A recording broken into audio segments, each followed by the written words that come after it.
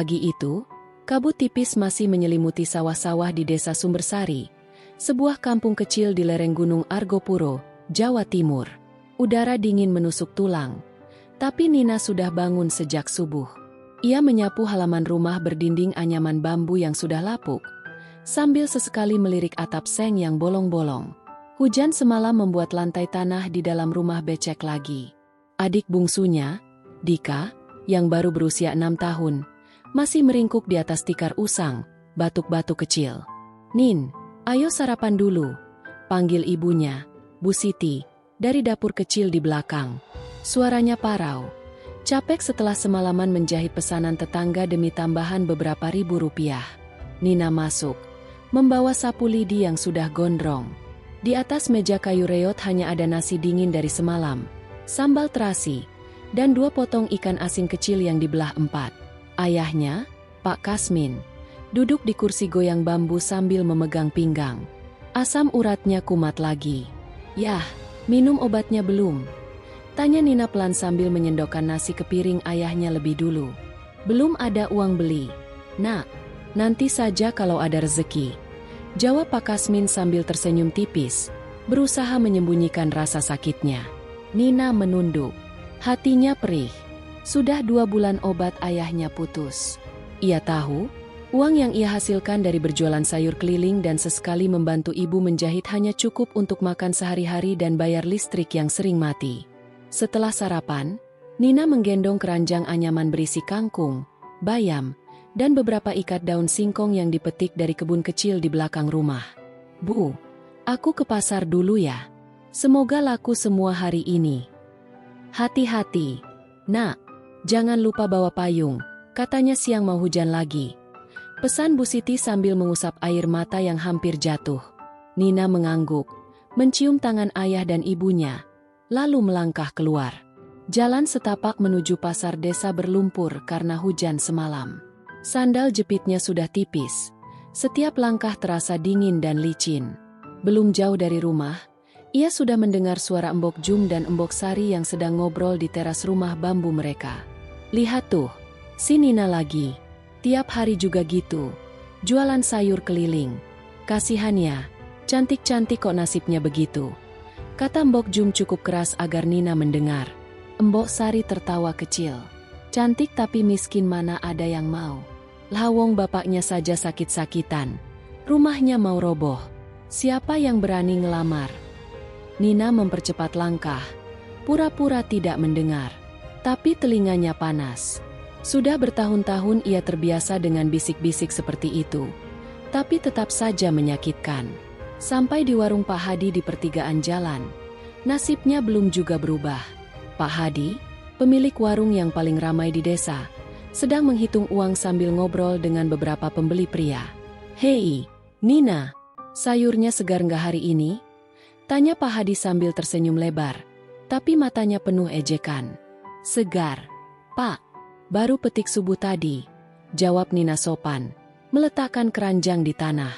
Pak Hadi mengambil 1 ikat kangkung, memeriksanya, lalu melempar kembali ke keranjang. "Ah, layu ini. Harganya mahal lagi. Kamu ini, Nina, kalau nggak miskin banget ngapain jualan begini? Cari suami saja sana, biar nggak susah." Beberapa pria di warung tertawa. Nina menahan napas. "Pak, saya jual murah kok. Kangkungnya 10.000 3 ikat." Pak Hadi menggeleng. "Mahal. 5.000 saja ambil semua." Nina menggigit bibir. Kalau dijual segitu, ia bahkan tak balik modal pupuk dan bibit. Tapi ia butuh uang untuk beli beras. "Baiklah, Pak, ambil saja," katanya pelan. Pak Hadi tersenyum menang. "Nah, gitu dong. Belajar nrimo ya, Nin. Nasibmu memang begini." Saat Nina menghitung uang receh yang diberikan Pak Hadi, seorang pemuda desa bernama Slamet, yang dulu pernah menyatakan cinta tapi ditolak karena Nina tak mau pacaran sebelum bisa bantu keluarga, lewat naik motor butut. "Wah, Nina masih jualan juga? Kapan nikahnya? Aku dulu ditolak, sekarang menyesal nggak ya?" teriak Slamet sambil tertawa. Motornya sengaja digeber-geber hingga lumpur menciprat ke kaki Nina. Nina hanya diam, menunduk dalam-dalam. Air matanya hampir jatuh. Tapi ia tahan. Ia tak boleh menangis di depan orang-orang ini. Sepanjang pagi itu, dagangannya laku sedikit demi sedikit, tapi selalu disertai komentar pedas. Bu RT yang biasa beli bayam rutin, hari ini malah bilang, "Nin, bayamnya kecil-kecil. Lain kali petik yang besar ya, biar harganya pantas." Padahal Nina tahu, itu hanya alasan agar bisa menawar lebih murah. Saat matahari mulai naik tinggi, keranjang Nina masih setengah penuh. Ia duduk di pinggir jalan, di bawah pohon mangga besar, mengusap keringat. Tiba-tiba Lila, adiknya yang berusia 14 tahun, datang berlari. "Kak, ayah pingsan tadi. Ibu suruh kakak pulang cepat." Jantung Nina seperti berhenti. Ia buru-buru angkat keranjang, berlari pulang melewati jalan lumpur yang sama. Napasnya tersengal saat sampai di rumah. Pak Kasmin terbaring di atas tikar. Wajahnya pucat. Bu Siti sedang mengompres dahi suaminya dengan air dingin. Yah, Nina langsung memeluk ayahnya. Air mata akhirnya jatuh juga. "Nin, maafkan ayah. Ayah nggak kuat lagi," bisik Pak Kasmin lemah. Bu Siti menangis pelan. "Obatnya habis. Nak, kita nggak punya uang ke dokter." Nina memeluk ibunya erat. Di dalam hatinya, tekad sudah bulat. "Bu, yah, aku sudah putuskan. Aku mau berangkat jadi TKW ke Arab Saudi. Gajinya besar. Kita bisa bayar utang, beli obat, sekolahin Lila dan Dika." Bu Siti terisak. "Tapi kamu sendirian di sana. Nak, bahaya. Banyak cerita TKW disiksa, nggak pulang-pulang." Nina mengusap air mata ibunya. "Aku kuat, Bu. Aku janji akan hati-hati. Ini satu-satunya cara. Aku nggak mau lihat ayah sakit terus. Aku nggak mau adik-adik putus sekolah. Aku nggak mau kita terus dihina orang." Pak Kasmin membuka mata perlahan. "Nina, kalau itu maumu, ayah izinkan. Tapi janji, pulang selamat ya." Nina mengangguk, mencium tangan ayahnya. "Janji, yah, aku akan pulang, dan saat itu, kita nggak akan susah lagi." Di luar rumah, angin siang berhembus pelan, membawa aroma tanah basah. Nina menatap langit yang mulai mendung. Di dalam hatinya, ia berdoa, semoga perjalanan ini membawa berkah, bukan hanya untuk keluarganya, tapi juga untuk menghapus semua hinaan yang selama ini ia telan pahit. Malam itu, rumah kecil keluarga Nina terasa lebih sempit dari biasanya. Lampu bohlam 5 watt yang menggantung di tengah ruangan hanya mampu menerangi separuh wajah mereka yang duduk melingkar di atas tikar pandan usang. Di luar, angin gunung berhembus kencang, membuat daun pisang di belakang rumah bergesekan hingga berbunyi seperti orang menangis pelan. Nina duduk bersila di depan ayahnya. Pak Kasmin masih terbaring di ranjang bambu yang diletakkan di sudut ruangan. Badannya ditutup kain sarung tipis. Wajahnya semakin kurus, tulang pipinya menonjol, tapi matanya masih penuh kasih saat menatap anak sulungnya. Bu Siti sedang menyiapkan teh pahit di dapur kecil. Tangan ibunya gemetar saat menuang air panas ke gelas enamel yang sudah penyok. Lila dan Dika, 2 adik Nina, duduk saling berdekatan di pojok. Mata mereka merah karena menahan tangis seharian. "Nin, kamu yakin mau berangkat ke sana?" tanya Pak Kasmin dengan suara serak. Batu kecil mengikutinya, membuat Nina langsung mendekat dan mengusap punggung ayahnya. "Aku yakin, yah. Aku sudah tanya ke agen di kota. Gajinya bisa 3 juta lebih sebulan kalau ditambah lembur. Dalam setahun, kita bisa lunasi utang ke rentenir, beli obat rutin buat ayah, dan bangun rumah yang layak," jawab Nina tegas, meski hatinya bergetar.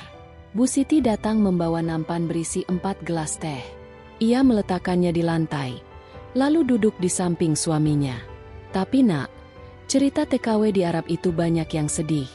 Ada yang disiksa, ada yang gak dibayar, ada yang gak pulang lagi." Suara ibunya bergetar di akhir kalimat. Nina memegang tangan ibunya yang kasar karena sering mencuci dan menjahit. "Bu, aku sudah baca-baca di warnet. Aku pilih agen yang resmi, yang ada kantornya. Aku juga sudah ketemu Mbak Rina yang pulang tahun lalu.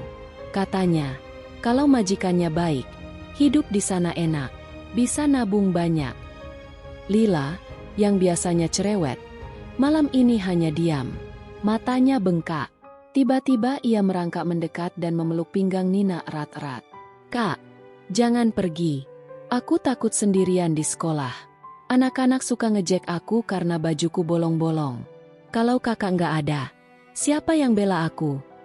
Nina menunduk, mengelus rambut adiknya yang kusut. "Lila sayang, justru karena itu kakak harus pergi. Nanti kalau kakak kirim uang, ibu bisa belikan kamu seragam baru, sepatu baru. Kamu bisa sekolah tanpa malu lagi." Dika, yang masih kecil, mulai menangis pelan. "Kak, Nina mau kemana? Jangan ninggalin Dika." Nina memeluk adik bungsunya. Tubuh kecil Dika terasa ringan di pelukannya. "Dika, kakak pergi kerja biar Dika bisa sekolah sampai besar. Nanti kakak pulang bawa coklat banyak, mainan mobil-mobilan gede." Pak Kasmin menghela napas panjang. "Nina, ayah nggak mau kamu susah di sana. Ayah lebih baik sakit terus daripada kamu menderita." "Yah," Nina memandang ayahnya dalam-dalam. "Ayah sudah susah seumur hidup demi kami. Sekarang giliran Nina yang berjuang." Nina nggak mau lihat ayah mati perlahan karena nggak ada obat. Nina nggak mau Lila putus sekolah kayak teman-temannya. Nina nggak mau kita terus jadi bahan ejekan Mbok Jum dan Pak Hadi. Ruangan hening sesaat. Hanya suara jangkrik di luar dan hembusan angin yang terdengar. Bu Siti akhirnya mengangguk pelan. Air matanya jatuh ke pipi yang sudah keriput. "Kalau itu keputusanmu, Ibu restui. Tapi janji ya, Nak, tiap minggu telepon. Kalau ada apa-apa, langsung pulang. Uang bukan segalanya." Nina mencium tangan ibunya berkali-kali. "Janji, Bu. Nina akan telepon tiap dapat gaji. Nina akan nabung banyak buat kita." Malam itu mereka bicara sampai larut. Nina cerita tentang rencananya. Ia sudah bayar biaya agen 2 juta rupiah dari tabungan bertahun-tahun, sisanya pinjam ke tetangga yang baik hati. Dalam 2 minggu, ia akan berangkat pelatihan ke Jakarta, lalu terbang ke Riyadh. Hari-hari berikutnya berlalu cepat. Nina sibuk mengurus dokumen, medical check-up, dan belajar bahasa Arab dasar dari buku bekas yang dibeli di pasar. Ia juga mulai membagi barangnya. Baju terbaik diberikan ke Lila, sisanya disimpan rapi. Satu malam sebelum keberangkatan ke Jakarta, keluarga berkumpul lagi. Kali ini ada nasi liwet spesial yang dimasak Bu Siti dengan ayam kampung terakhir yang mereka pelihara. "Ini perpisahan dulu ya," kata Bu Siti sambil menyendokkan nasi ke piring Nina lebih banyak. "Makan yang banyak, biar kuat di sana." Nina tersenyum, tapi matanya berkaca. "Bu, ini enak banget. Nanti di sana Nina pasti kangen masakan ibu." Lila memberikan gelang anyaman dari tali raffia yang ia buat sendiri. "Kak, pakai ini terus ya, biar kakak ingat Lila." Dika memberikan gambar stick figur yang ia coret di kertas bekas. Keluarga mereka berlima sedang pegangan tangan di depan rumah bata. "Nanti kalau kakak pulang, rumah kita beneran kayak gini ya," kata Dika polos. Nina memeluk mereka semua bergantian, menahan tangis sekuat mungkin. Hari keberangkatan tiba. Pagi-pagi sekali, Nina sudah siap dengan koper kecil berisi pakaian sederhana, Al-Quran kecil pemberian ibunya, dan foto keluarga yang ditempel di dompet. Mereka berjalan kaki ke terminal desa. Tetangga-tetangga mulai berkumpul di pinggir jalan. Ada yang pura-pura lewat, ada yang benar-benar ingin mengantar. Mbok Jum dan Pak Hadi juga ada di sana. Tapi kali ini mereka diam saja. Di terminal, bus kecil menuju kota sudah menunggu. Nina memeluk ayahnya lama sekali. Pak Kasmin tak banyak bicara, hanya mengusap punggung anaknya. "Jaga diri, Nak, ayah bangga sama kamu," bisiknya pelan. Lalu giliran Bu Siti. Ibunya menangis terseduh. "Nak, ibu cuma punya kamu. Jangan lupa sholat. Jangan lupa makan. Kalau majikan galak, sabar ya." "Iya, Bu," Nina janji. Jawab Nina sambil mencium pipi ibunya berkali-kali. Lila dan Dika memeluk kakinya. Kak, cepet pulang ya. Nina naik bus dengan langkah berat. Ia duduk di dekat jendela, melambai terus sampai sosok keluarganya tak terlihat lagi. Bus mulai berjalan, meninggalkan debu jalan tanah yang mengepul. Di perjalanan menuju Jakarta, Nina menatap sawah-sawah yang hijau, gunung yang menjulang, dan kampung-kampung kecil yang dilewati. Air matanya akhirnya jatuh juga, tapi ia cepat mengusapnya. Ini baru awal, gumamnya pada diri sendiri. Aku harus kuat. Demi mereka. 2 minggu pelatihan di Jakarta terasa singkat. Nina belajar cara membersihkan rumah ala Arab, memasak makanan Timur Tengah sederhana, dan etika bekerja di sana. Ia berteman dengan beberapa calon TKW lain yang nasibnya mirip. Ada yang suaminya sakit, ada yang anaknya butuh biaya sekolah. Hari keberangkatan ke Arab Saudi akhirnya tiba. Di Bandara Soekarno-Hatta, ratusan TKW berkumpul dengan koper dan tas jinjing. Nina menelepon rumah terakhir kali sebelum masuk pesawat. Bu, Nina sudah di bandara. Sebentar lagi boarding. Suara Bu Siti terdengar jauh, tapi penuh doa. Nak, Ibu, Ayah, Lila, Dika, kami semua doakan kamu selamat sampai. Selamat kerja, selamat pulang. Kami sayang kamu. Nina juga sayang kalian semua. Tunggu kabar baik dari Nina ya. Pesawat lepas landas. Nina menatap awan putih di bawahnya. Hatinya campur aduk antara takut dan harapan. Ia tahu, perjalanan ini akan mengubah segalanya. Entah jadi lebih baik atau lebih buruk, tapi ia sudah memilih. Di balik kaca jendela pesawat, Nina berbisik pelan. Ya Allah, lindungi hamba dan keluarga hamba. Beri hamba kekuatan. Pesawat mendarat di Bandara Internasional King Khalid, Riyadh. Tepat saat matahari terbit di ufuk timur. Cahaya oranye menyelinap melalui jendela kecil, menerangi wajah Nina yang lelah setelah penerbangan panjang. Ia menggenggam tas jinjingnya erat-erat, berisi paspor, kontrak kerja, dan foto keluarga yang sudah kusut karena sering dilihat. Di aula kedatangan, ratusan TKW dari berbagai negara berkumpul, sebagian besar dari Indonesia, Filipina, dan Ethiopia.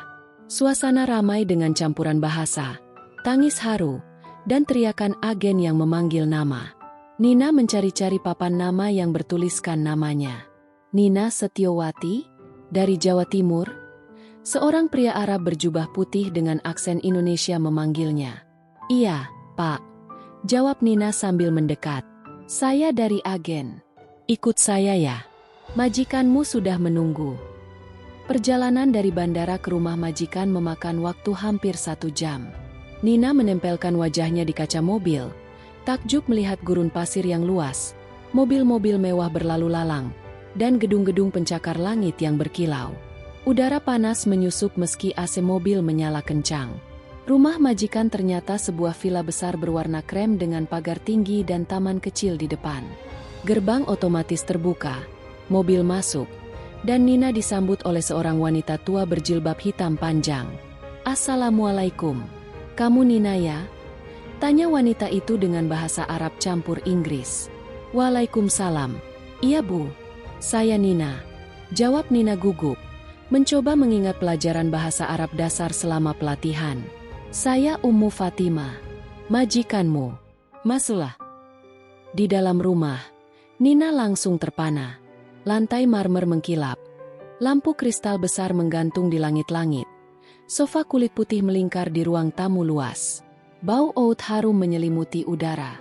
Ummu Fatimah membawa Nina ke kamar kecil di lantai bawah, dekat dapur. Kamar itu sederhana, tempat tidur single, lemari kecil, dan kamar mandi dalam. Jauh lebih baik daripada rumahnya di kampung. Istirahat dulu. Besok mulai kerja jam 5 pagi. Tugasmu bersihkan rumah, masak, cuci baju, urus anak-anak kalau mereka pulang. Jelas Ummu Fatimah tegas tapi tidak galak. Baik, Bu. Jawab Nina sopan. Malam pertama di Riyadh. Nina tak bisa tidur. Ia menelepon rumah menggunakan ponsel pinjaman dari TKW senior di penampungan sementara. Bu, aku sudah sampai. Rumahnya besar banget. Bu, majikannya baik, kayaknya. Suara Bu Siti terdengar lega bercampur rindu. Alhamdulillah, Nak. Kami semua sehat di sini. Ayah sudah minum obat dari uang yang kamu kirim sebelum berangkat. Semangat ya. Nina menangis pelan di telepon. Aku kangen, Bu. Tapi aku janji kerja keras. Hari-hari pertama terasa berat. Nina bangun jam 4 pagi untuk sholat subuh. Lalu langsung menyapu lantai marmer yang luasnya seperti lapangan bola. Rumah itu 3 lantai. Ada 6 kamar tidur, 3 ruang tamu, dapur besar, dan kolam renang kecil di belakang. Ummu Fatimah punya 2 anak dewasa. Putra sulungnya tinggal di Jeddah. Putrinya, Aisyah, kuliah di Riyadh dan sering pulang akhir pekan. Saat Aisyah pulang pertama kali, ia langsung memandang Nina dari atas sampai bawah. Kamu dari Indonesia? Pasti desamu miskin banget ya, makanya jadi pembantu di sini, kata Aisyah dalam bahasa Inggris yang lancar, sambil duduk di sofa sambil main ponsel. Nina tersenyum kaku. Iya, Nona. Tapi saya senang bisa kerja di sini. Aisyah mencibir. Jangan pakai parfumku ya. Mahal loh. Ummu Fatimah yang mendengar langsung menegur anaknya. Aisyah, jangan kurang ajar. Nina tamu kita. Dia kerja untuk kita. Aisyah mengangkat bahu dan pergi ke kamarnya. Nina hanya diam, melanjutkan menyapu. Hatinya sudah terlatih menahan hinaan sejak di kampung. Jadi ini terasa biasa saja. Setelah 2 minggu, Nina mulai terbiasa. Ia belajar memasak nasi mandi, kapsah, dan salek dari resep yang diberikan Ummu Fatimah. Gajinya pertama masuk, setara 4 juta rupiah setelah potongan agen. Ia langsung kirim 3 juta ke rumah. Telepon dari ibunya penuh bahagia. Nak, uangnya sudah sampai.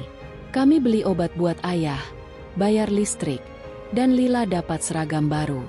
Terima kasih ya, Nak. Nina tersenyum lebar sendirian di kamar.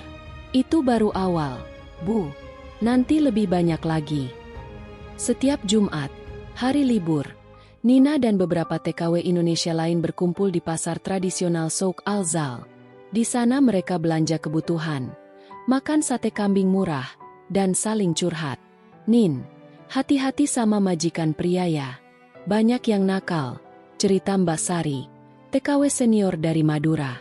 Iya, Mbak, majikanku alhamdulillah baik. Cuma anaknya yang sombong sedikit, balas Nina. Suatu Jumat sore, saat Nina sedang memilih kurma di pasar, ia tak sengaja menabrak seorang pemuda tinggi berjubah putih bersih. Kurma di tangannya hampir jatuh. Afwan, maaf ya, kata pemuda itu cepat dalam bahasa Arab, lalu beralih ke Inggris saat melihat Nina kebingungan. Sorry, are you okay? Nina tersipu. Pemuda itu tampan, kulitnya sawo matang, matanya tajam tapi ramah. Tidak apa-apa, Tuan. Saya yang salah. Pemuda itu tersenyum. Saya Khalid. Kamu baru di Riyadh ya? Aksenmu lucu. Nina tertawa kecil. Saya Nina, dari Indonesia. Baru 2 bulan. Mereka ngobrol sebentar tentang harga kurma, lalu berpisah. Nina tak berpikir apa-apa, hanya merasa hari itu menyenangkan. Minggu berikutnya, di pasar yang sama, Khalid muncul lagi. Assalamualaikum, Nina. Lagi belanja? Waalaikumsalam. Iya, Tuan Khalid. Kebetulannya. Khalid tertawa. Mungkin bukan kebetulan. Saya sengaja datang Jumat sore, berharap ketemu kamu lagi. Nina terkejut. Wajahnya memerah. Loh, kenapa? Kamu beda. Ramah. Sederhana. Di sini banyak orang sombong. Jawab Khalid santai sambil membantu Nina membawa tas belanjaan. Mereka duduk di bangku taman kecil dekat pasar. Minum teh karak hangat. Khalid cerita bahwa ia anak tunggal dari keluarga kaya raya. Ayahnya punya perusahaan minyak besar. Tapi ia lebih suka jalan sendiri daripada dikawal supir dan bodyguard. Ayahku ingin aku ikut bisnis. Tapi aku masih ingin bebas dulu, kata Khalid. Nina mendengar dengan takjub. Wah, hebat. Aku malah sebaliknya. Harus kerja keras biar keluarga nggak susah. Khalid memandangnya lama. Kamu kuat ya, Nina. Aku salut. Sejak itu, pertemuan Jumat jadi rutinitas. Khalid kadang menjemput Nina di gerbang belakang villa dengan mobil biasa agar tidak mencolok. Mereka hanya jalan-jalan sebentar, makan di warung kecil, atau duduk di taman sambil ngobrol. Nina, suatu hari nanti aku ingin ke Indonesia. Lihat kampungmu, kata Khalid suatu sore. Nina tertawa. Kampungku kecil, jelek, rumah bambu, jalan lumpur. Kamu pasti nggak betah. Khalid menggeleng. Aku ingin lihat tempat yang membesarkan gadis sekuat kamu. Nina diam. Hatinya hangat. Untuk pertama kalinya sejak berada di tanah gurun, ia merasa bukan hanya pembantu, ia merasa dihargai sebagai manusia. Malam itu, saat sholat Isya, Nina berdoa lebih lama. Ia tak berani berharap banyak, tapi ada getar kecil di hatinya yang tak bisa ia bohongi. Ya Allah, kalau ini jalan MU, mudahkan. Kalau bukan, cukup jadikan ini pelajaran. Bisiknya pelan di sajadah. Di luar jendela kamar kecilnya, bintang-bintang Riyadh berkelip terang, seolah ikut menyaksikan awal dari petualangan yang jauh lebih besar daripada yang pernah ia bayangkan. Hari Jumat menjadi hari yang paling dinanti Nina di tengah rutinitas kerja yang melelahkan. Setiap akhir pekan, setelah membersihkan rumah dan memastikan Ummu Fatimah tak membutuhkannya lagi, ia akan menyelinap keluar melalui gerbang belakang villa. Di sana, di bawah pohon kurma kecil yang teduh, Khalid sudah menunggu dengan mobil sedan hitam biasa, bukan mobil mewah yang biasa dipakai keluarganya. Nina, Assalamualaikum. Sapa Khalid sambil membukakan pintu penumpang. Waalaikumsalam. Khalid, kamu nggak capek nunggu tiap minggu? Tanya Nina sambil tersenyum malu-malu. Naik ke mobil dengan hati-hati agar jilbabnya tetap rapi. Khalid tertawa ringan. Capek? Ini malah hari favoritku. Bisa lepas dari rutinitas bisnis ayah. Mereka melaju pelan meninggalkan kawasan villa-villa mewah menuju pusat kota Riyadh. Khalid selalu memilih rute yang tidak terlalu ramai, agar Nina tak gugup. Di dalam mobil, AC dingin berhembus lembut. Radio memutar lagu-lagu Arab yang tenang. Nina, hari ini mau kemana? Pasar lagi? Atau mau coba tempat baru? Tanya Khalid sambil melirik sekilas. Nina memandang keluar jendela, melihat gedung-gedung tinggi yang menjulang. Terserah kamu aja. Aku kan gak tahu tempat di sini. Khalid tersenyum lebar. Aku ajak ke Kingdom Center ya. Dari atas, bisa lihat seluruh Riyadh. Cantik banget pas sore. Nina ragu sejenak. Tapi, aku pakai baju biasa. Nanti orang-orang lihat aku aneh. Khalid menggeleng. Kamu cantik pakai apa saja. Lagian, aku ada kartu VIP. Kita masuk lewat pintu khusus. Nggak perlu antre. Akhirnya Nina mengangguk. Mereka tiba di menara ikonik itu saat matahari mulai condong ke barat. Khalid memang benar. Mereka masuk melalui lift pribadi tanpa banyak orang melihat.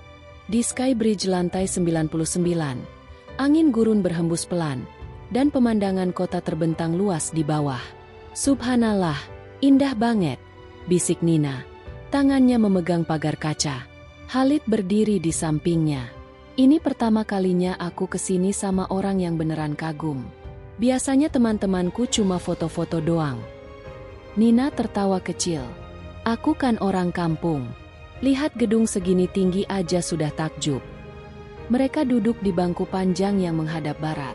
Khalid membuka tas kecilnya, mengeluarkan 2 gelas teh karak hangat dan beberapa potong kleica, kue kurma khas. Ini aku beli tadi pagi. Coba, enak loh, katanya sambil menyodorkan satu. Nina menerima dengan kedua tangan. Makasih banyak. Kamu selalu ingat aku suka teh manis. Khalid memandangnya lama.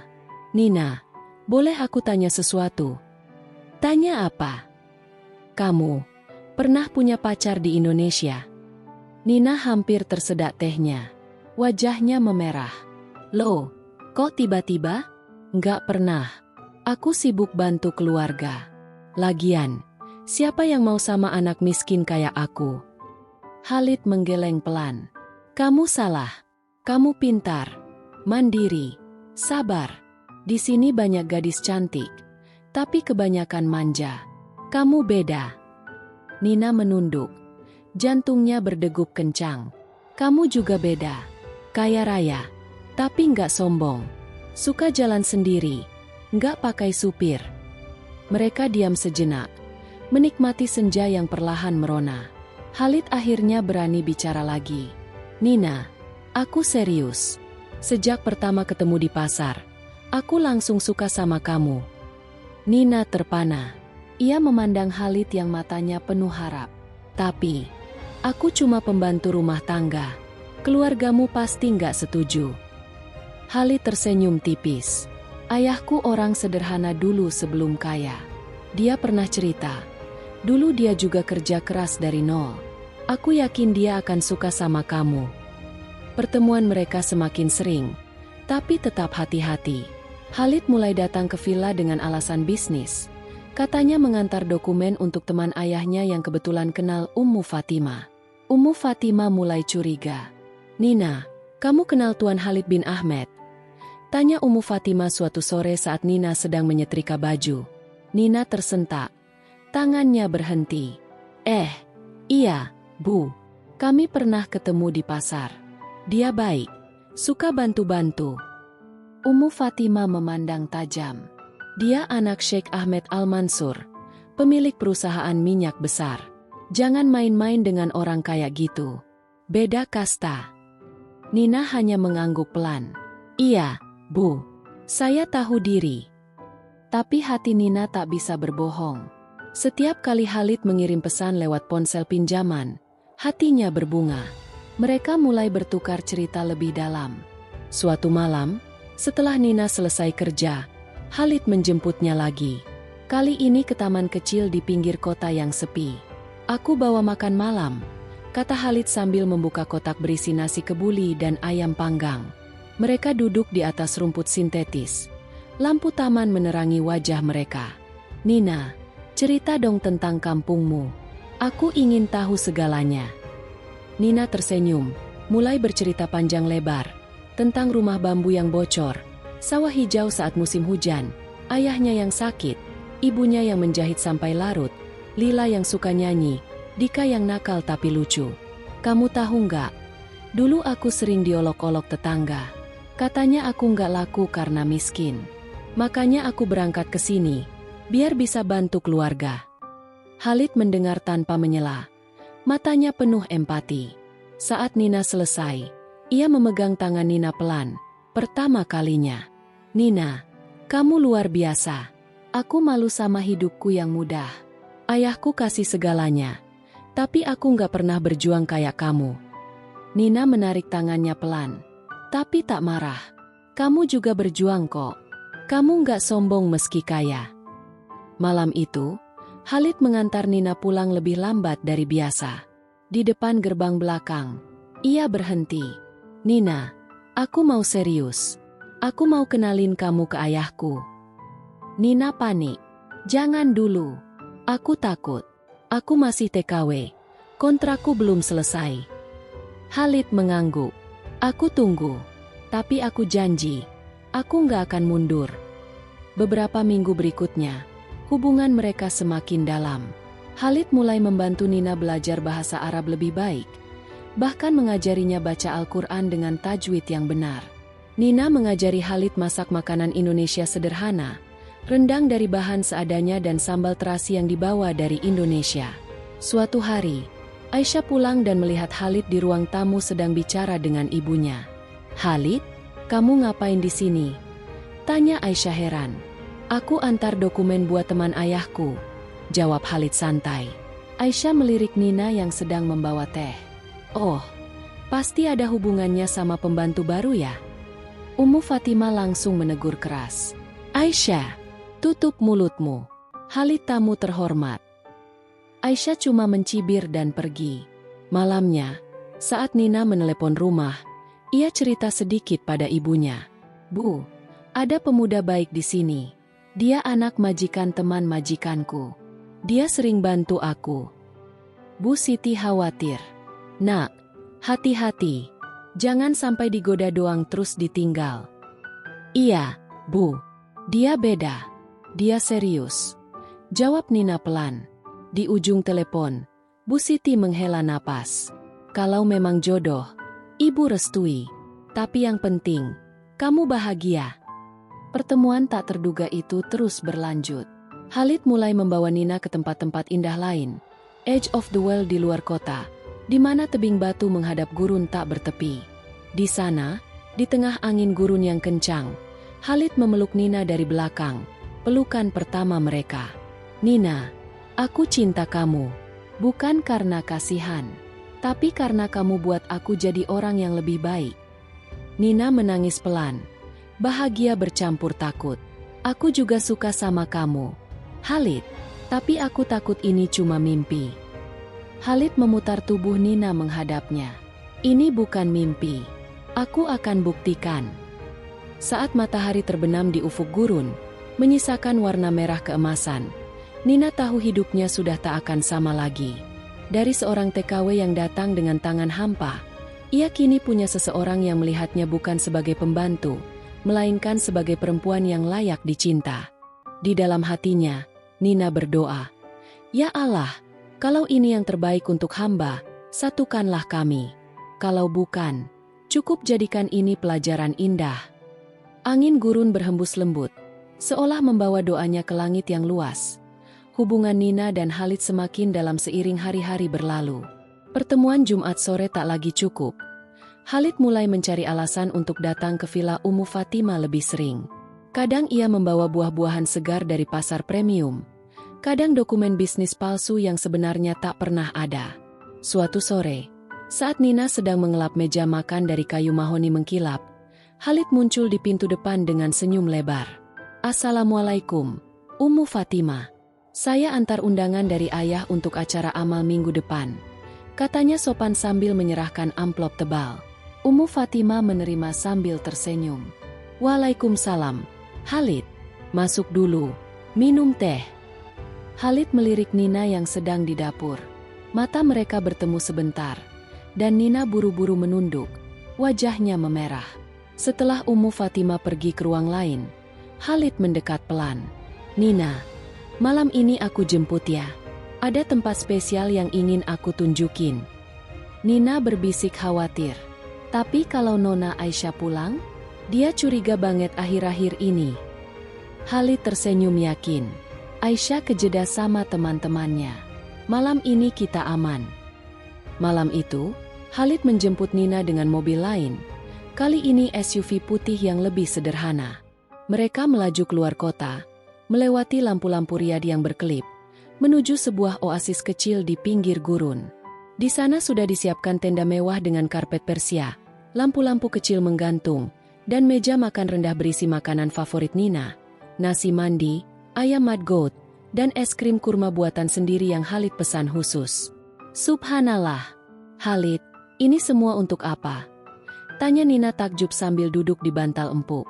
Khalid duduk di depannya, matanya berbinar di bawah cahaya lilin. "Untuk kamu, untuk kita." "Nina, aku nggak tahan lagi menyembunyikan perasaan ini." Nina diam, jantungnya berdegup kencang. "Aku sudah cerita ke ayahku tentang kamu. Semua, bahwa kamu dari Indonesia, bahwa kamu TKW, bahwa kamu orang paling kuat dan baik yang pernah aku kenal." Nina menunduk dalam. "Terus, ayahmu bilang apa?" Khalid mengambil tangan Nina pelan. Awalnya dia terkejut. "Tapi setelah aku ceritakan panjang lebar, tentang bagaimana kamu berjuang demi keluarga, tentang kesabaranmu, tentang hatimu yang tulus, dia bilang, kalau gadis itu memang sebaik yang kau ceritakan, bawa dia ke sini. Aku ingin bertemu." Air mata Nina mulai menggenang. "Tapi Khalid, aku takut. Aku nggak pantas berdiri di depan ayahmu. Aku cuma..." Khalid memotong lembut. "Kamu Nina, itu sudah lebih dari cukup. Ayahku dulu juga dari keluarga biasa. Dia bangun perusahaan minyak dari nol. Dia menghargai orang yang kerja keras, bukan yang lahir dengan sendok emas." Malam itu mereka bicara sampai larut. Khalid cerita tentang rencana masa depan. Ia ingin Nina menyelesaikan kontrak kerjanya dulu, lalu pulang ke Indonesia sebentar untuk bertemu keluarga Nina, baru setelah itu meminang secara resmi. Aku nggak mau buru-buru. Aku mau semua halal. Semua direstui keluarga kita masing-masing, tegas Khalid. Nina tersenyum haru. Kamu beneran beda. Aku takut selama ini cuma mimpi. Khalid mendekat, memeluk Nina pelan pertama kalinya di bawah langit gurun penuh bintang. Ini nyata, sayang, dan aku akan buktikan terus. Beberapa minggu kemudian, hari yang ditunggu tiba. Khalid mengajak Nina ke rumah utama keluarganya, sebuah istana megah di kawasan elit Riyadh, dengan gerbang besi besar, air mancur di depan, dan taman luas penuh pohon palem. Nina gemetar sepanjang perjalanan. Ia mengenakan abaya hitam terbaik yang dibelikan Khalid, jilbab warna krem yang rapi, dan tas kecil berisi foto keluarganya. Tenang ya, ayahku orang baik, kata Khalid sambil memegang tangan Nina di dalam mobil. Sheikh Ahmed Al-Mansur menyambut mereka di ruang tamu utama yang luasnya seperti aula hotel bintang 5. Pria tua berjubah putih itu duduk di kursi besar. Jenggotnya putih rapi, matanya tajam tapi hangat. Assalamualaikum, Nina. Sapanya langsung dalam bahasa Arab lambat, lalu beralih ke Inggris. Khalid banyak cerita tentangmu. Waalaikumsalam, Tuan. Terima kasih sudah mau menerima saya, jawab Nina pelan. Suaranya hampir hilang karena gugup. Sheikh Ahmed tersenyum. Duduklah, ceritakan tentang dirimu. Khalid bilang kamu dari Jawa Timur. Nina mulai bercerita tentang kampungnya, tentang ayah yang sakit, tentang keputusannya jadi TKW, tentang perjuangannya setiap hari. Ia tak menyembunyikan apapun, bahkan hinaan yang pernah ia terima di kampung dan di rumah majikan. Sheikh Ahmed mendengar tanpa menyela. Saat Nina selesai, ruangan hening sejenak. Lalu pria tua itu mengangguk pelan. Kamu punya hati yang kuat, anak muda. Di zaman sekarang, jarang ada gadis yang rela berkorban demi keluarga. Khalid beruntung bertemu kamu. Nina menangis pelan. Terima kasih, Tuan. Sheikh Ahmed memandang putranya. Kalau kamu serius, lakukan dengan benar. Pinang gadis ini secara resmi. Undang keluarganya dari Indonesia. Khalid tersenyum lebar, mencium tangan ayahnya. Insya Allah, ayah. Proses lamaran dan pernikahan berjalan cepat tapi penuh adat. Khalid terbang ke Indonesia bersama 2 utusan keluarga untuk meminang Nina secara resmi. Di kampung Sumbersari, kedatangan mobil mewah dan rombongan Arab membuat heboh seluruh desa. Bu Siti, Pak Kasmin, Lila, dan Dika tak percaya saat Nina, yang mereka jemput di bandara, datang membawa calon suami kaya raya. Kak, ini beneran? Tanya Lila sambil memegang abaya baru yang dibawa Nina. Beneran, Lil. Ini Khalid, calon suamimu. Jawab Nina sambil tertawa haru. Pak Kasmin yang sudah jauh lebih sehat berkat uang kiriman Nina menangis saat Khalid mencium tangannya. Terima kasih sudah mau terima anak saya apa adanya. Khalid menjawab dalam bahasa Indonesia yang sudah dilatihnya. Saya yang beruntung, Pak. Nina istri terbaik yang bisa saya dapatkan. Pernikahan digelar megah di Riyadh, tapi dengan sentuhan Indonesia. Akad nikah di masjid besar. Walimah di istana keluarga Khalid yang dihias bunga melati dari Indonesia dan ornamen batik di meja-meja tamu. Nina mengenakan gaun pengantin putih dengan sulaman emas dan veil panjang, dibuat oleh desainer terkenal yang menggabungkan gaya Arab dan kebaya. Saat ijab kabul, suara Khalid tegas mengucap, saya terima nikahnya Nina Setiawati dengan mas kawin tersebut, dibayar tunai. Nina menangis di balik veilnya. Ummu Fatima yang datang sebagai tamu tersenyum bangga. Ia sudah lama tahu rahasia ini. Keluarga Nina duduk di barisan depan. Bu Siti memakai kebaya baru. Lila dan Dika mengenakan baju koko dan sarung terbaik. Mereka terbang bisnis kelas pertama kalinya. Tak henti-hentinya takjub. Setelah akad, resepsi dimulai. Ratusan tamu datang. Pejabat, pengusaha minyak, kerabat keluarga. Tapi bagi Nina, yang terpenting hanya keluarganya dan Khalid di sampingnya. Saat sesi foto, Khalid memeluk pinggang Nina pelan.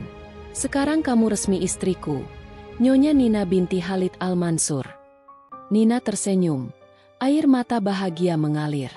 Aku nggak nyangka hidupku bisa berubah secepat ini. Dari pembantu rumah tangga jadi ini. Khalid mencium keningnya. Kamu selalu ratu di hatiku, sejak pertama kali ketemu di pasar. Malam itu, setelah tamu pulang, Nina dan Khalid duduk di balkon kamar pengantin baru mereka yang menghadap kota Riyadh yang berkilau. Khalid, terima kasih. Kamu gak cuma ubah hidupku, tapi juga hidup keluargaku, bisik Nina. Khalid memeluknya erat. Kita ubah bersama. Besok kita mulai hidup baru. Kamu mau kuliah?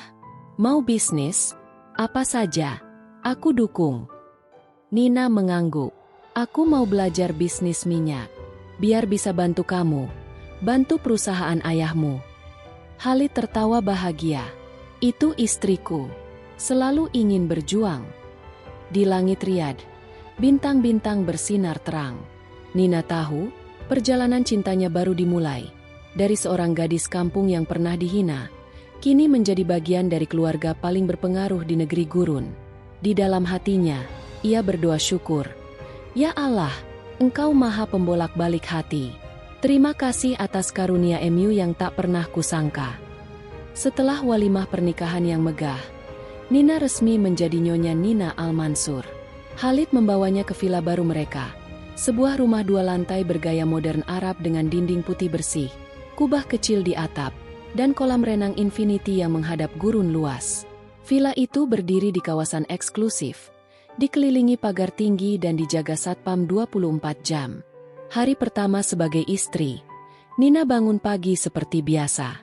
Ia turun ke dapur, berniat membuat sarapan sendiri. Tapi ia terkejut melihat 3 pembantu rumah tangga, 2 dari Filipina dan 1 dari Ethiopia, sudah sibuk memasak. Selamat pagi, Madam Nina. Sapa mereka serentak sambil membungkuk hormat. Nina tersipu. Pagi juga.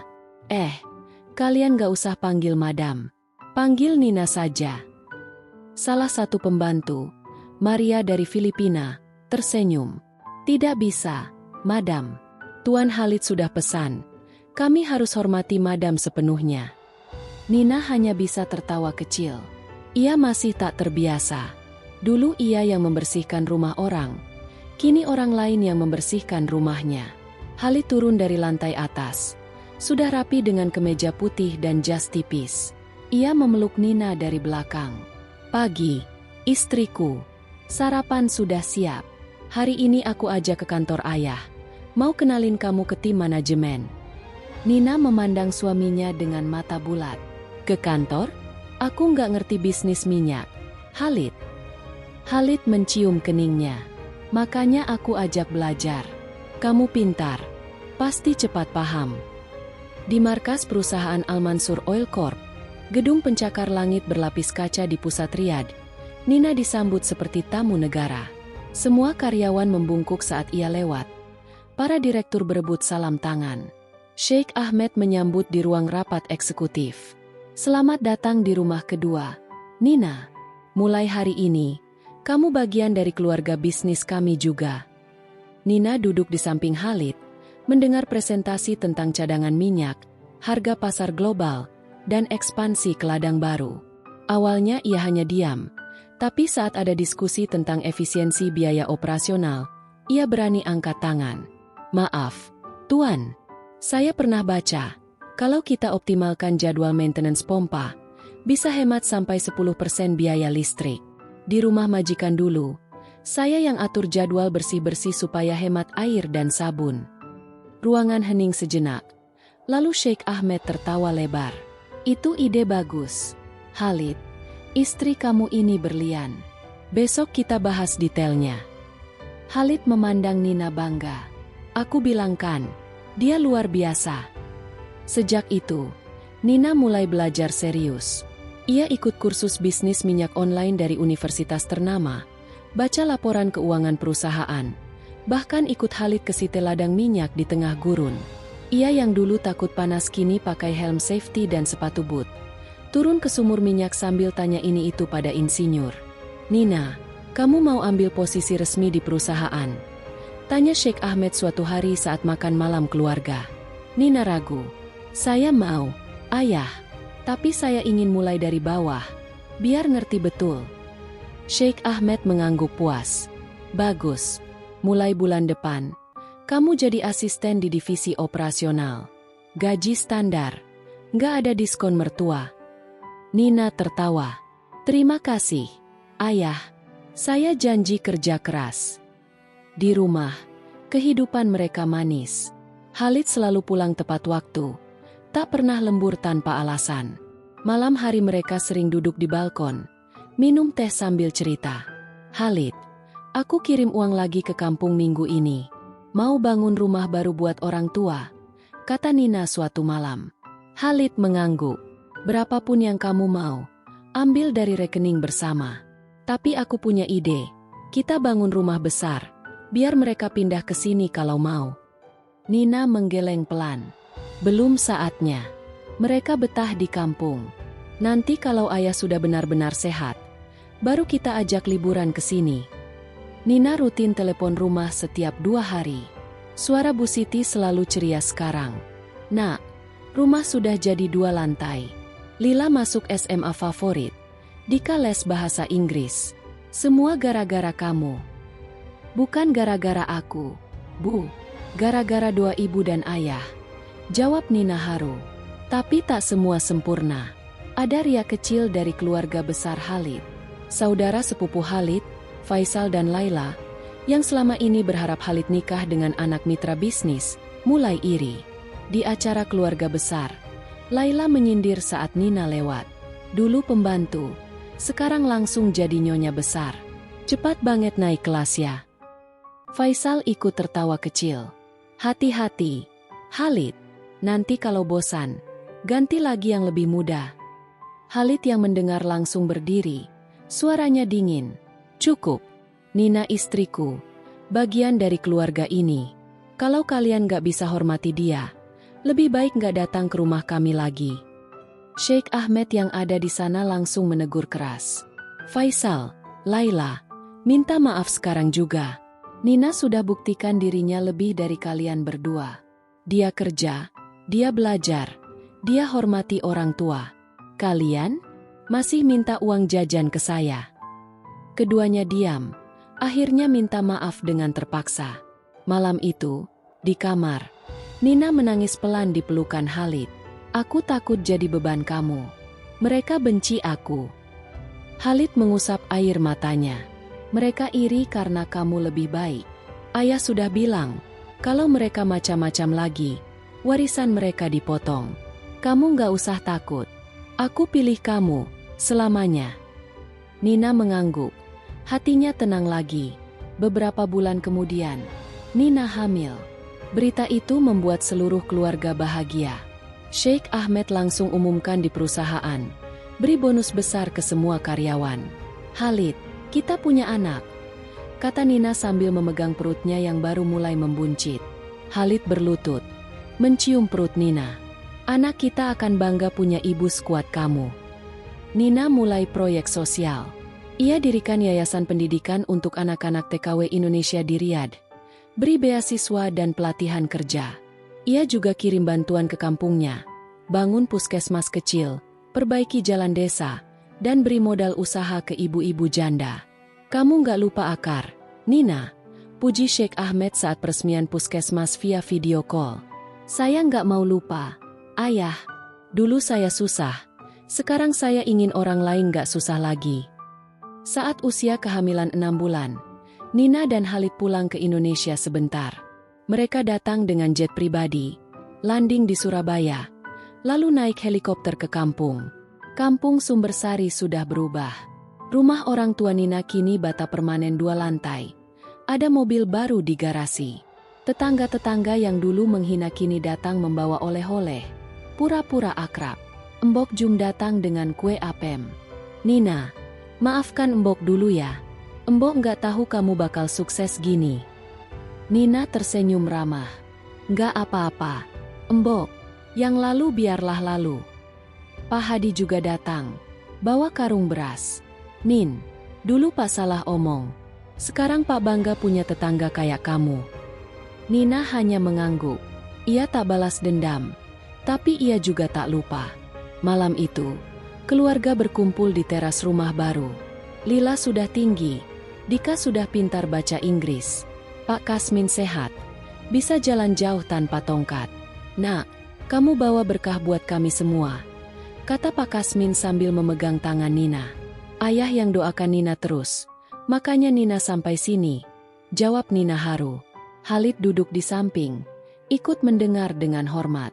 Sebelum pulang ke Riyadh, Nina dan Khalid ziarah ke makam kakek neneknya, berdoa lama. Terima kasih sudah jaga Nina kecil dulu, bisik Nina. Kembali ke Riyadh, kehidupan mewah mereka semakin bermakna. Nina tak lagi hanya menikmati kekayaan, ia gunakan untuk berbagi. Ia tetap rendah hati, tetap sholat tahajud tiap malam, tetap kirim salam ke ibunya setiap hari. Suatu malam, saat Nina dan Khalid duduk di balkon melihat bintang, Nina berbisik, "Khalid, aku dulu datang ke sini cuma bawa mimpi kecil, bantu keluarga. Sekarang mimpi itu jadi besar banget." Khalid memeluknya erat. "Dan mimpi itu belum selesai. Kita akan bangun lebih banyak lagi. Sekolah, rumah sakit, apa saja yang kamu mau." Nina tersenyum. Tangannya memegang perut yang semakin besar.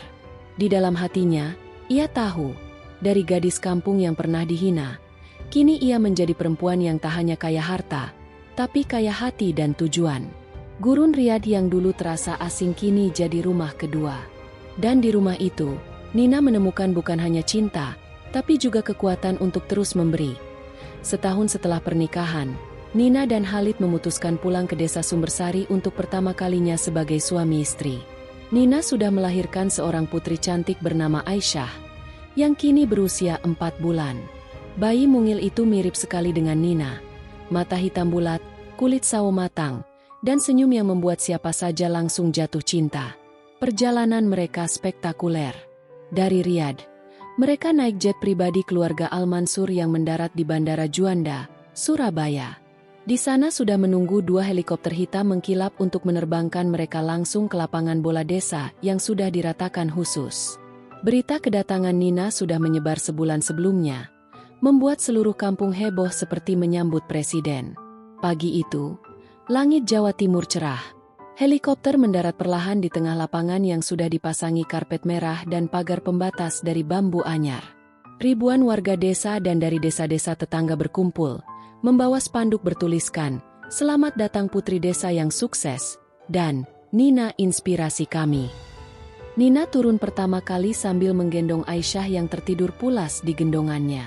Ia mengenakan kebaya modern warna hijau zamrud dengan selendang batik parang. Rambutnya disanggul rapi dengan bros berlian kecil pemberian Khalid. Khalid mengikuti di belakang, memakai beskap hitam lengkap dengan blangkon, tampak gagah dan hormat. Bu Siti, Pak Kasmin, Lila yang kini sudah kelas 2 SMA, dan Dika yang semakin tinggi langsung berlari memeluk Nina. Tangis haru pecah di mana-mana. "Nak, kamu beneran pulang?" bisik Bu Siti sambil mencium pipi Nina berkali-kali, lalu langsung mencium Aisyah. "Cucuku cantik banget." "Ya Allah." Pak Kasmin memeluk Khalid lama. "Anakku, terima kasih sudah jaga Nina kami." Khalid membungkuk hormat. "Saya yang harus berterima kasih, Pak. Nina beri saya keluarga sejati." Kepala desa dan tokoh masyarakat menyambut dengan upacara adat kecil, siraman bunga dan doa bersama. Nina tak henti tersenyum, tapi matanya berkaca-kaca melihat betapa kampungnya sudah berubah. Jalan desa yang dulu berlumpur kini beraspal mulus berkat donasi Nina. Rumah-rumah warga banyak yang sudah permanen. Sekolah dasar dan SMP baru berdiri megah, lengkap dengan laboratorium komputer. Masjid besar dengan kubah emas kecil, hadiah dari Sheikh Ahmed, menjulang di tengah desa. Puskesmas yang Nina bangun sudah beroperasi, melayani gratis untuk warga miskin. Rombongan mereka menuju rumah orang tua Nina yang kini seperti villa kecil. 2 lantai, cat putih bersih, pagar besi tempa, dan taman depan penuh bunga melati. Di teras, sudah menunggu meja panjang penuh makanan khas kampung. Nasi gudangan, ayam lodo, pecel pithik, dan segunung kue apem buatan tetangga. Embok Jum, yang dulu sering menyindir, kini berdiri di barisan depan sambil membawa bakul berisi telur ayam kampung. Wajahnya penuh penyesalan. "Nina, Embok minta maaf ya. Dulu Embok sering omong sembarangan.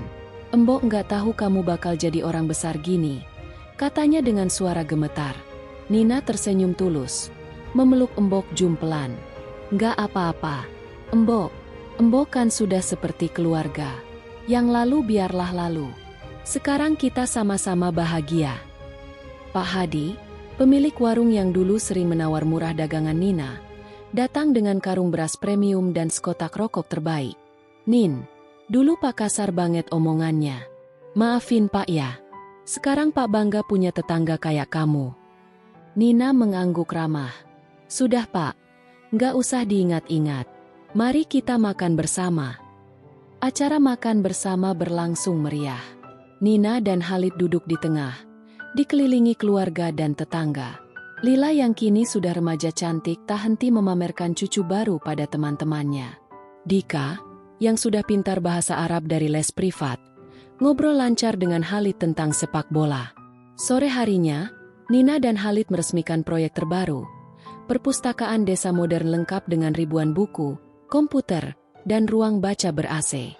Nina naik ke panggung kecil yang sudah disiapkan. Assalamualaikum warahmatullahi wabarakatuh. Sapa Nina lantang. Suaranya yang dulu pelan kini penuh percaya diri. Waalaikumsalam. Jawab ribuan warga serentak. Saya berdiri di sini bukan untuk pamer. Saya berdiri di sini untuk bilang terima kasih. Dulu saya gadis kampung biasa, sering dihina, sering ditawar murah dagangan saya, sering disebut nggak laku. Tapi saya percaya, kalau kita kerja keras, sabar, dan berdoa, Allah akan buka jalan yang tak pernah kita bayangkan. Warga diam mendengar. Banyak yang mengusap air mata. Saya dulu berangkat jadi TKW karena terpaksa. Tapi di sana, Allah kasih saya suami terbaik, keluarga baru yang sayang saya, dan rezeki yang melimpah.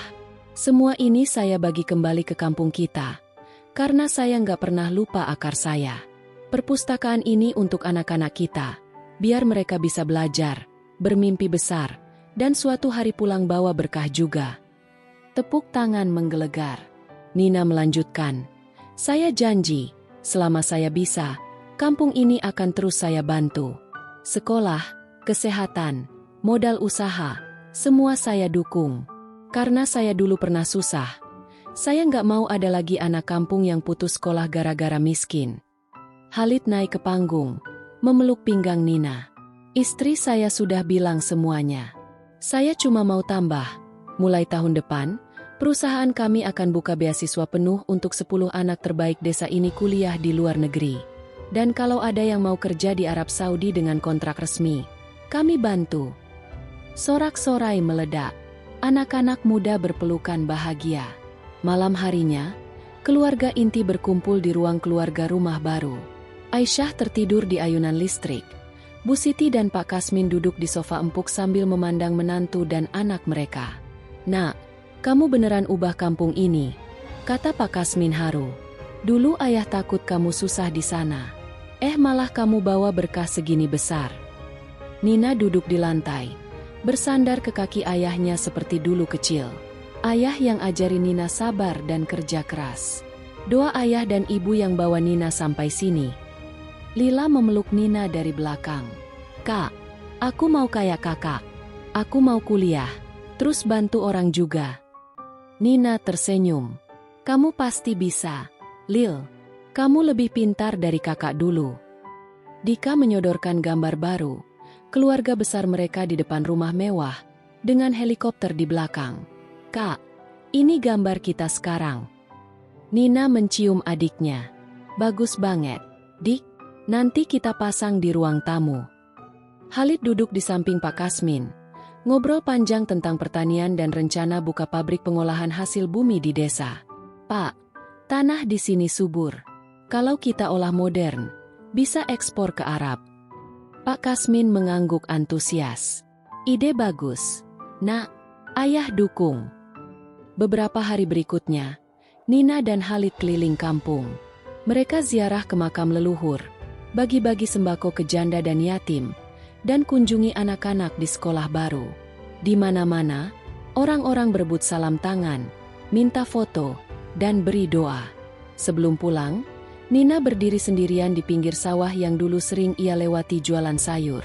Angin gunung berhembus pelan, membawa aroma padi yang mulai menguning. Dulu aku berjalan di sini sambil nangis dalam hati. Dagangan gak laku, omongan orang pedas. Gumamnya pada diri sendiri. Khalid mendekat dari belakang, memeluknya pelan. Sekarang kamu ratu di kampung ini. Nina tersenyum, memutar tubuh menghadap suaminya. Bukan ratu harta, Khalid. Ratu karena bisa bawa manfaat. Kamu yang bikin aku percaya itu mungkin. Khalid mencium keningnya. Kita lakukan ini bersama, selamanya. Helikopter lepas landas sore itu, meninggalkan kampung yang kini penuh harapan. Dari atas, Nina melihat lampu-lampu rumah yang mulai menyala, masjid yang megah, dan ribuan warga yang melambai dari bawah. Di dalam helikopter, Aisyah tertidur di pangkuannya. Nina memandang keluar jendela. Air mata bahagia mengalir pelan. Dari hinaan ke kemuliaan. Dari anak kampung lumpur ke istana minyak.